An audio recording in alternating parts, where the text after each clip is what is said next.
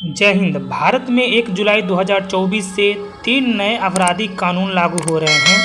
इसमें आखिर क्या बात है खास, हम इस वीडियो में जानेंगे। कितना बदल गया भारत का कानून, ये भी जानेंगे। भारत में 51 साल पुराना CRPC की जगह अब भारतीय नागरिक सुरक्षा संहिता लागू होगा और साथ ही जो हमारा भारतीय दंड संहिता है इसके जगह पे भारतीय न्याय अधिनियम यानी BSA लागू होगा और इंडियन एविडेंस एक्ट के जगह पे भी भारतीय साक्ष्य अधिनियम यानी BSA भी लागू होगा। भारत देश में अब 1 जुलाई 2024 से इस नए कानून पे ही FIR दर्ज हो रहे हैं, लेकिन इसका कितना मिसयूज होगा ये हम आपको बताएंगे। लेकिन उससे पहले आप जान जाइए कि जो भारतीय नागरिक सुरक्षा संहिता है इसमें 531 धाराएं हैं और 177 प्रावधानों में संशोधन किया गया है और इतना ही नहीं 14 धाराओं को हटा भी दिया गया है, जिसमें से 9 नई धाराएं और 39 उपधाराएं जोड़ी गई हैं।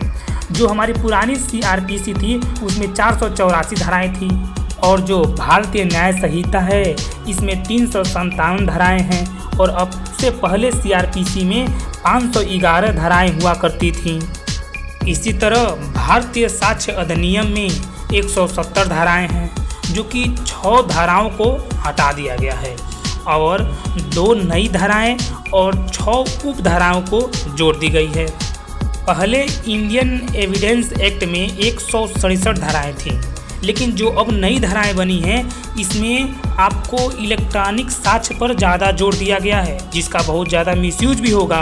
कैसे होगा हम आपको बताएंगे। अब अगर आप अपने घर से कहीं और हैं और आपके साथ कुछ घटना हो गया तो आप 0 FIR दर्ज करा सकेंगे। संबंधित थाने में इसकी जांच होगी। 0 FIR क्या है किसी अगले वीडियो में बताएंगे, लेकिन इस सूचना से ही FIR दर्ज होगी। अब हत्या, लूट, रेप में FIR अब करा सकते हैं। ये क्या है हम आपको बताएंगे। अब आप अपने फ़ोन से ही FIR लिखवा सकते हैं और इतना ही नहीं, FIR 90 दिनों के भीतर चार्जशीट दाखिल होनी चाहिए और कोर्ट को यह आदेश दिया गया है कि 60 दिनों के भीतर कोर्ट को आरोप तय कर देना है। अब केस आपकी पेंडिंग में नहीं रहेगी। 30 दिनों के भीतर जजमेंट देना होगा, यानी 30 दिनों के भीतर ही जज को सज़ा सुनाना होगा और 7 दिनों के भीतर कॉपी मुहैया करा दिया जाएगा। इसका मतलब क्या होगा हम बताएंगे। अगर किसी अपराधी को पुलिस उठा कर ले गई है तो अपराधी के परिवार को लिखित या ऑनलाइन उनको बताना होगा।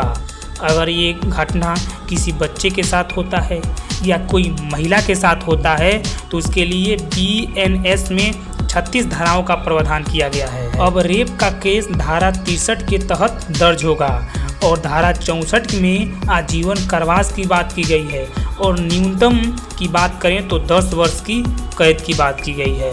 और इसके क्रम में ही धारा 65 के तहत यदि 16 साल से कम आयु के पीड़ित के साथ अगर दुष्कर्म होता है तो धारा 65 के तहत ही 20 साल के कठोर कारावास और उम्र कैद और जुर्माना का प्रावधान है। यदि पीड़िता वयस्क है तो अपराधी को आजीवन कारावास दिया जाएगा।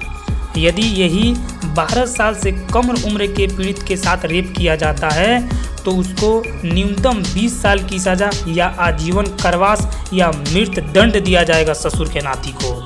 इसी क्रम में अगर आप किसी को शादी का झांसा देकर उसके साथ गलत संबंध बनाते हैं तो इसको रेप से अलग हटा के रखा गया है, यानी इसको रेप नहीं माना जाएगा। संबंध दोनों आदमी का है। अब हर केस में उससे संबंधित जानकारी या तो SMS के द्वारा या WhatsApp के द्वारा उसके पे अपडेट की जाएगी।